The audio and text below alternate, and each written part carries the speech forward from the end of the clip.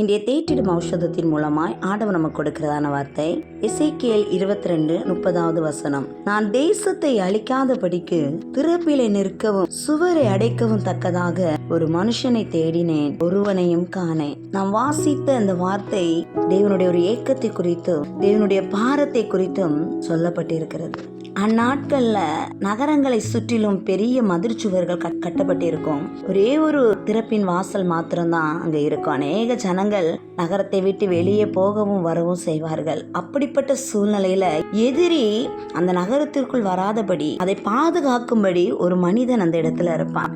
எதிரிகள் வருவது தெரிந்து அந்த எதிரியை உள்ள வரவிடாதபடி தடுப்பான். இன்றைக்கு கர்த்தர் இந்த வார்த்தையின் மூலம் உங்களோடும் என்னோடும் பேசுகிறார். நாம் நம்முடைய குடும்பத்திற்கும் நாம இருக்கிற பகுதியிலும் மாத்திரமல்ல, நாம் இந்த தேசத்திற்காகவும் ஜனங்கள் அழிவிலிருந்து பாதுகாக்கப்படவும் நாம் பாரத்தோடு கர்த்தரிடத்துல செபிக்கும் பொழுது நீங்கள் ஒரு திறப்பின் வாயில நிற்கிற மனிதனாக காணப்படுவீர்கள். அப்படிப்பட்ட ஒரு பாரத்தை கர்த்தர் நமக்குள்ளாக வைக்க விரும்புகிறார். God bless you.